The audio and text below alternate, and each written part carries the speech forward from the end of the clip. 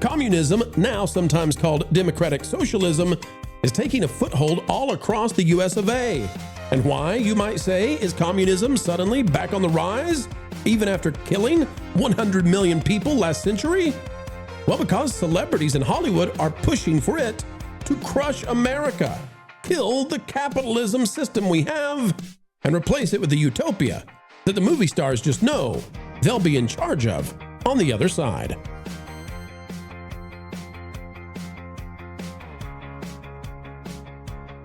It's a great day. It's a groovy day, folks. It's the best day ever to be alive, and we're so pleased to share it with you. We're coming to you from somewhere sunny USA. The studio is glistening because you're listening to what we have to say. And as always, it's the truth as best as we can tell it with a capital T. As we dive in, click that like button, share, subscribe, and click it, stick it to the algorithms. It's the notification bell. Hollywood seems determined to destroy the USA. You think it's hyperbolic? Well, it might be. Let's find out. Stick with me and let's see. Defiant L is posting this, says Democrat socialist candidate, aka communist. I'm sorry, socialism at this point in the U.S. is just early stage communism. It says Wisconsin Governor Francisca Wong, candidate that is, now backpedals after saying Thanksgiving should be canceled. Say what? She doesn't like Thanksgiving? I quote now, I don't want to cancel it. I actually love it. We'll connect it with Hollywood in just a minute, but here's the interview. My favorite holiday is Thanksgiving. Very convincing. Because I There you love have it. Thanksgiving. Yep. I don't want to cancel it. I actually love it. Glad. We bring, actually, it's kind of in-laws and family members and their in-laws, and it's a big event. You know, I'm gonna be real. I'm kind of a curmudgeon when it comes to holidays in general. But right now, what we want to get serious about is. Hang on, folks. Let me tell you, this is campaign advice. I don't typically do this. Probably not a great idea to come out and say you don't like holidays. It's right up there with saying you don't like babies. Just heads up for those of you considering getting into political life. Making sure that we deliver a Democratic trifecta for the majority, for Democrats. And it's exciting to see more and more people join our movement, get engaged, get organized, and get to work to make sure that we have Democrats in the majority. Okay, so she's a Democrat socialist. Okay, and folks, normally we wouldn't cover this except, take a look at this. Far left Senate candidate Abdul El Sayed, who we've covered in the past here because the connection with celebrities, took over $115,000 from members of the alleged, we can't say that word, but it's H-linked group. It's a group that's not very nice to humans. I think you know why. In the Middle East, that's out of the New York Post. And if we continue down this path, what else do we have? Well, somebody else who's connected with all of these folks, who himself is a podcaster and influencer online, Hassan Piker, calls on his followers to delete capitalists. This is so vile, I cannot play it. You can see it on the screen. Hide your kid's eyes from seeing what he's had to say. We cannot play that video, but I just want you to know it's out there. Now, Piker has been a part of campaigning for these communist folks, but so have Hollywood stars. Mark Ruffalo backs Michigan left-wing candidates in fundraiser video. What's this about? Again, it's about Abdul El Sayed, the candidate out of Michigan. And this is from August 4th. Actor Mark Ruffalo threw his support behind 3 left-wing Michigan candidates in an online fundraiser, telling participants that the movement, he says, began in 2016 is, quote, coming to bear fruit. The Spider-Man Brand New Day star appeared in the video fundraiser for U.S. Senate candidate Abdul Sayed, 7th Congressional District candidate William Lawrence, and 13th Congressional District candidate Donovan McKinney, all 3 of whom faced Democratic primary elections in Michigan on Tuesday, and all of whom are of this same very far left persuasion, a.k.a. what many people believe to be communist. This goes also back to Pedro Pascal. Folks, you know Pedro Pascal comes from Chile, and his family were socialists who had to flee the country, not because they're on the right, because they're on the left, and really not from fleeing from the right necessarily, because the right took back power from Pinochet later on. We can keep going on. Mamdani, who just was in that featured video we did where he's in a mosque where they call for the deletion of infidels. My, oh my, this is getting worse and worse. Mamdani is cohorting around, not just with Miss Rachel from YouTube, but also with Julia Roberts. That's right. The pretty woman herself, Julia Roberts, in attendance and helping Mamdani. And we can keep going and going and going. Jane Fonda and all of those, all the ones you would expect. But there are some surprises in there. Christian, I want to ask you about this because it's strange to me that Hollywood is it's not that they're political. They've always been political, and and we know which way Hollywood tends to lean. But these political candidates that they're now arguing for are anti-capitalist. Like they're outright. They're saying it. They're not capitalists. They believe in something entirely different. And it seems to me the movie stars, they have their money because of capitalism. Like, who would have thought they have money because of capitalism? So I don't get what their plan here is unless they think they're going to be on top of the utopia once it arrives.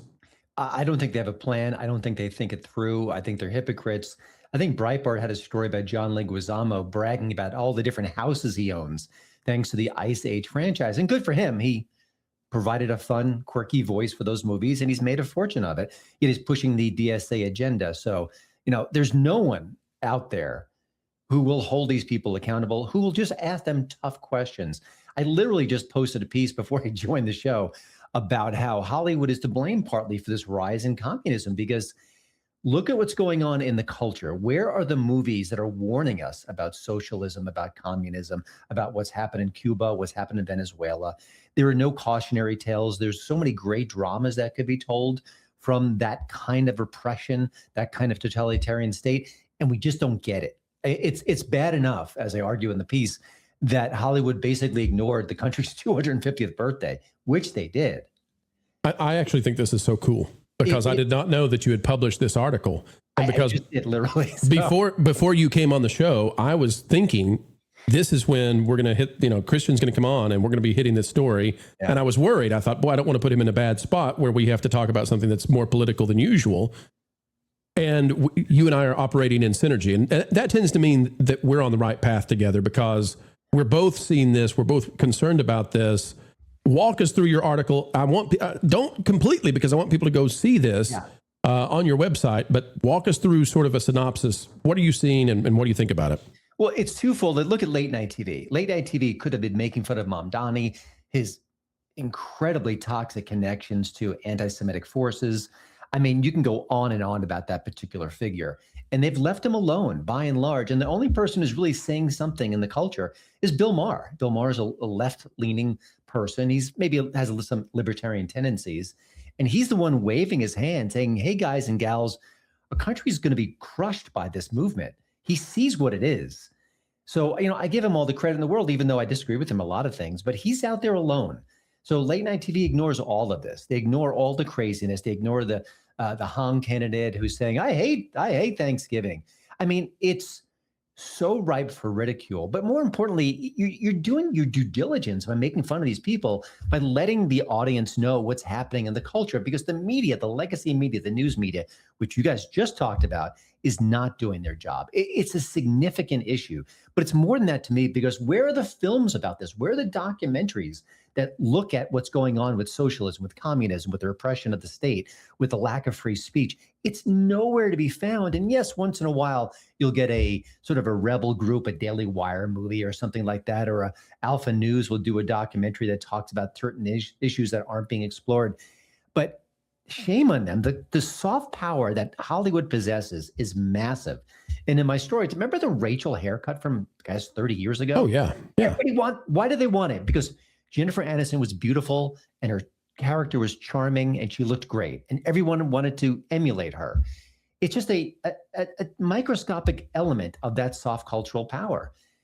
And they don't use it. They ignore it. And if anything, they use it for evil, and okay. It's just an evil regime. Let me toss that back to you, Christian, because let's take that one step further. So we, once upon a time, the United States, and maybe we still do with things like Spider-Man Brand New Day, and so good for that.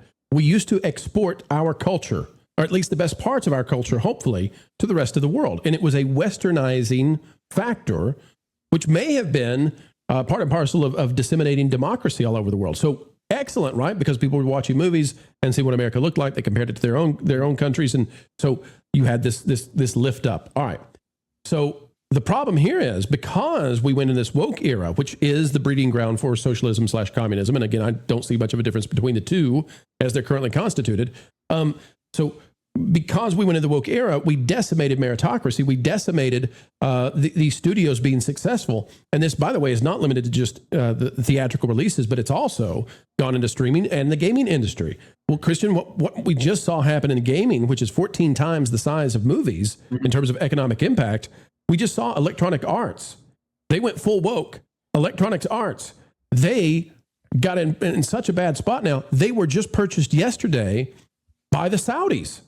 So our ability to export our culture, which we hope is a good culture that's worthy of being disseminated around the world, that's being stripped away by this, because suddenly the rest of the world is having to rescue our crazy companies that went down this path. Yeah, it's a story with so many tentacles. And I was just thinking, as I was writing that story, I didn't put it in there, but remember the movie The Pursuit of Happiness with Will Smith? Sure. It was about a man who was struggling, who was at the end of his rope, who had a young son, but he never gave up on capitalism. He never gave up on, I can work hard enough and make myself a success to raise my son and to kind of just become a better human being. It's exactly what he did. It's the American dream. That's probably maybe 20 years old now. When were the more recent stories, films, TV shows that had that kind of messaging in it? You know, capitalism is essentially individual merit, which is very closely aligned with freedom, right? And so what we've developed in the United States is the idea that we should have that, and then we should have a net, that saves those who cannot operate within that game, because not everybody can. And unfortunately, that also sometimes comes down to, one, bad luck, but two, we can correlate the likelihood of success with IQ. And you're born with your IQ, essentially. It's like genetically encoded. And so that's a very unfortunate thing that always, causes the empathy within us to be at a struggle with the idea of individual merit, because it's like, well, winners and losers may be to some degree selected at birth. And that's not pleasant at all. It's a real problem. But, I think that was the right way. I think it is the right way, because I think pragmatically we can see the amount of poverty that has been just eradicated across the planet with this idea of give people the opportunity to go succeed for themselves, reach out to their dreams, and then have a safety net below for those who fall through for whatever reason it is. I think that there are charities and churches and those sorts of things that can be a significant part of the safety net, because we've found out the government can sometimes weaponize the safety net. But Culture, you were wanting to weigh in on that. Yeah, because your sympathies, while accurate and good and wholesome and everything else, you've secured your position on the next show. Culture, continue. All I have to say is, but then you have the realism of the real world we live in, where we're importing the third world and all of the situations that come along with it, and they exploit the quote unquote safety net that we're out there, trying to give our own people, and that's the problem. Is they don't draw distinctions between the people that come in here legally, illegally, however, and the people that are tax-paying Americans that have been here for generations that, are the people contributing to that safety net. I'm not responsible for the rest of the world. I'm responsible for my corner of it. And I can't have, I'm going to use the term, the level of empathy that is self-deleting, that is brought in by these bleeding hearts. I'm sick and tired of it. Well, okay, so but hold on, Culture. I don't mean to interrupt you. I talked a lot. Christian talked, and I don't mean to cut you off as you get in. But I just want to say, I don't think that the people who are wanting to flood the country with immigrants, I don't think that's born for the most part out of empathy or kindness. I think that's a strategic move to attempt to change the voting, and I think it was successful in New York. I think that worked in New York. Sure, but you also have, again, coming to you, Steve. Without any of the safeguards in place that we're trying to get in place, and we have political leaders that are supposed to be working with us, working against us in those efforts to secure elections in a way that makes it so that there can be no question. What I would like to have return to elections is that there's no doubt about who was voted for. I don't want to have lingering questions, half a decade later about, the outcome of a given election. And I don't think anybody else does either. And to speak very quickly to Christian's piece, I have to ask him a question. So McCarthy was right? Whoa. Mr. Bomb Thrower, eh? Goodness gracious. He had some good points. I think there was a zealous approach to what Senator McCarthy said. By the way, one last little quick thing. I take up too much time in this segment, but Think about all the anti-rich, hate the rich movies we've seen over the last few years alone. From the rich. From the rich. The Menu and Triangle of Sadness and Mickey 17. And I'm sure I'm leaving out a bunch of them. So in addition to them not telling these stories, they're bashing the rich, and they are the rich. And this industry made them rich, and I have no problem with that. Oh my God. Yeah, and that speaks to, and Steve, we're coming to you. That speaks to what we're watching in New York, where these people put Mamdani in, and then they're shocked that he docks them. Like they're shocked that he's actually a real communist. Yeah. They're like, well, we were just, this was like supposed to be Plato communism, where we, we kind of mold it, move it, make it what we want it to be for our own benefit. You're actually doing it. What are you doing, man? Stop that. So they're living by their rules and they don't like it. Steve, how's it up there in Canada right now? Are you free to give us your opinion? Are the Mounties outside the door? I have to choose my words wisely. All right, cover your mouth, Steve. They can't hear you. Get the aluminum foil. It's come to the point where all of the fears that those who oppose this stuff down in the States have, it's all becoming actuality. And in some ways, we've actually surpassed Europe. In other ways, we're just kind of lagging behind. Now, we're in a kind of a weird place because our PMO, which is the Prime Minister's office, is more about cronyism than communism. However, the entire base that supports them is communist heavily. And what you see is through everything that's going on is all of the propaganda that's cropping up because everybody relies on the government right now. So between what we would call baby bonus up here, so like every month the government will give you cash depending on the level of income you have to help raise your kids. And does that wouldn't happen to come in with any I don't know, requirements from the government? You have to report your taxes and all that kind of stuff. They don't give you any sort of I don't know, ways of raising your child? No. Okay. No. So this is purely associated with income levels because basically they've trashed our company or our country so bad. So it pays to be poor in Canada. It actually does. Does that have an effect on maybe unwed mothers, perhaps, Steve? Oh, you'd wonder. Okay, just checking. But what you see is the levels of propaganda that filter through, because the moment you're a person that comes in and you start to question this stuff, you're seen as the bad guy. If you question what the media is trying to push forward, whether it's movies, because if you see the CBC up here, the Canadian Broadcasting Corporation, they've fully endorsed all of this stuff, right? Like there's not a show that you could qualify as how would be a word to word this? How would be a word to word another line? Does that make sense? Straight. And so everything leans toward the left, and it is intense the levels at which there's pushback. So because if you start to question, because most people, their hearts don't follow a lot of this stuff. Why? Because they don't actually financially support most of this stuff. And so but what happens is if you question the narrative, the people start coming down on you even harder. And it doesn't, and so there's these people that think that they're more conservative or whatever, and really they're just a more conservative communist, if you will.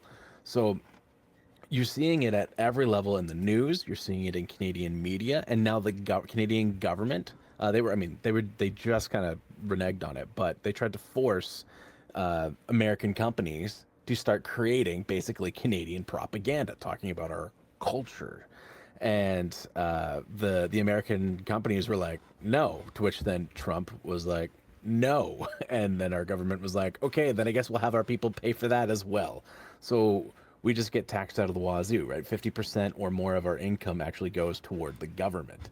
And so but again, if you question this stuff, then even remotely, then you're kind of seen as like this whatever person, and they're like, you should just go to the States and blah blah blah blah. And I'm like, well, we're gonna get you a trebuchet. We're gonna fire you across the border. Just hang tight, Steve. Yeah. I want to toss this to the audience, and then Vash, get you to weigh in. A lot of the celebrities, a lot of the moguls, the tech elites, the execs, the entertainment fat cats, they're starting to really regret some of the stuff about Mamdani but I don't sense yet that they're ready to change their stance on the DSA or socialism, communism light, maybe not so light. Here's one person who has something to say. I'll tell you who it is in just a second. And I've been doxxed.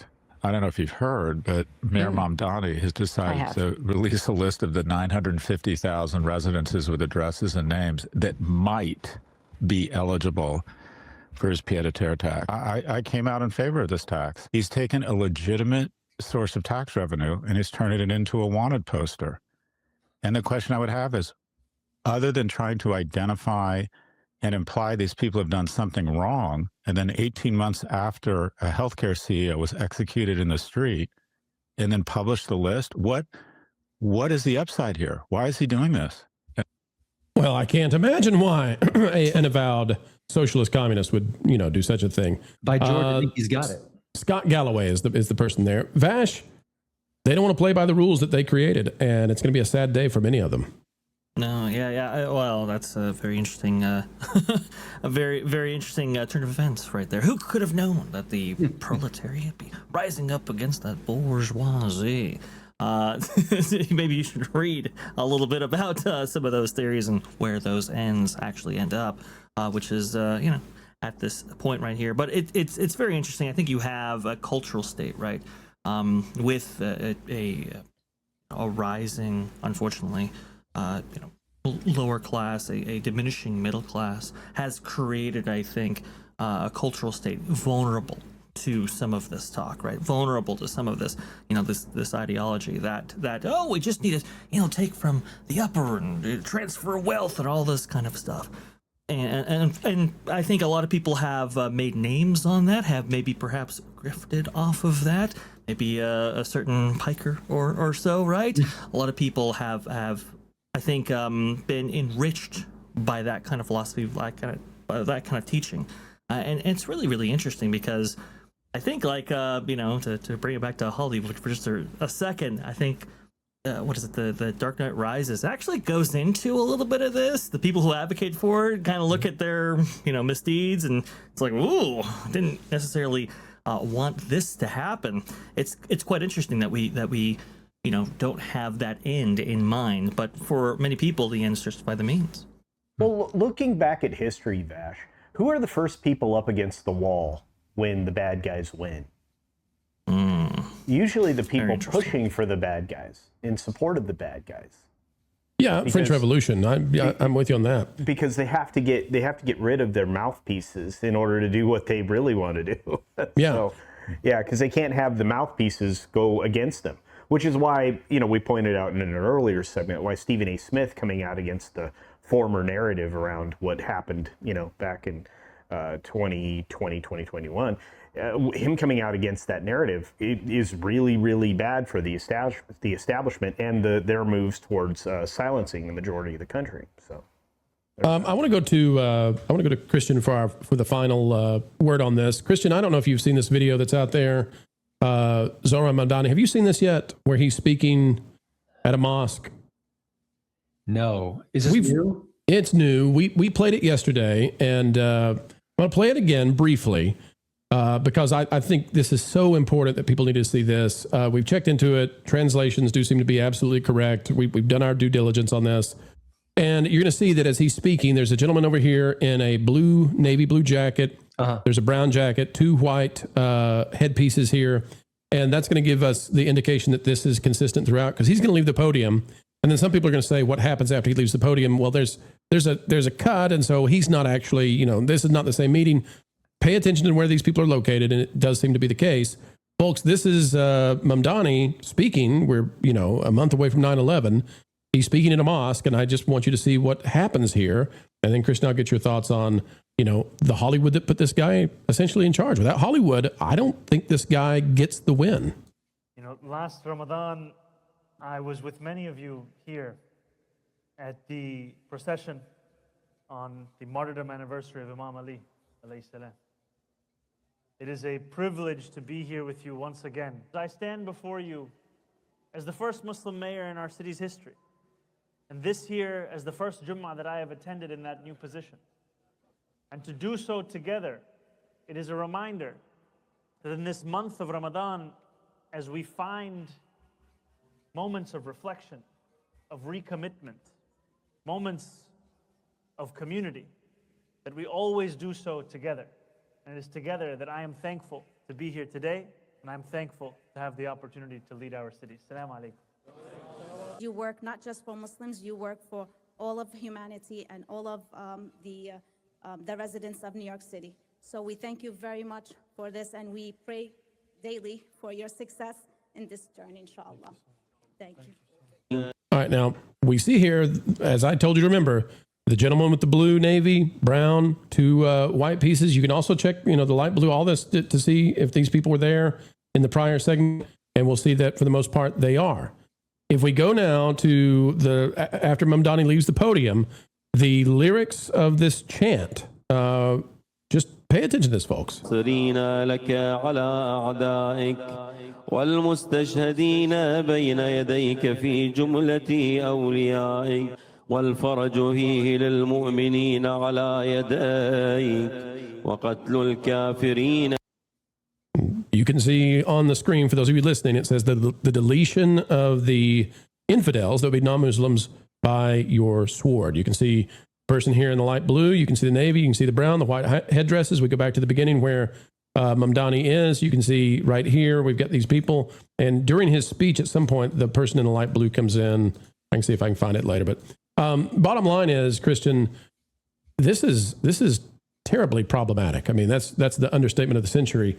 I think Hollywood is putting people into places of power that are not prepared to be leaders of cities, countries, etc. Your thoughts on what we're doing to ourselves?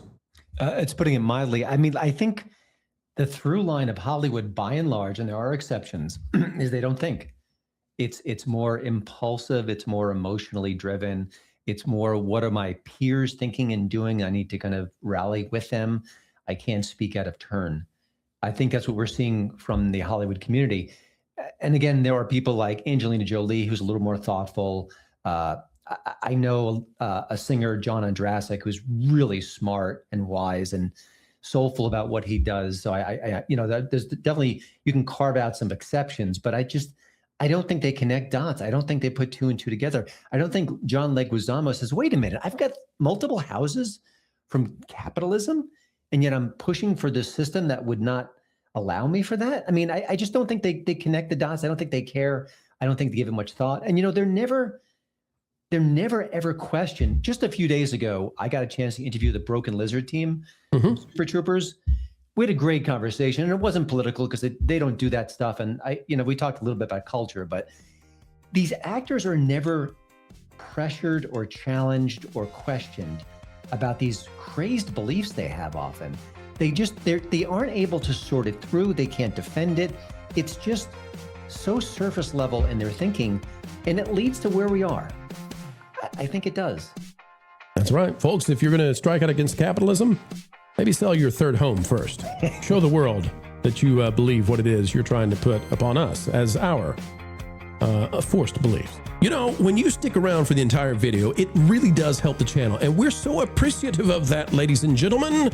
Imagine that you would stick around and hear everything we have to say. The studio is glistening because you're listening each and every day. If you're not yet subscribed, well, you should be. And click that like button.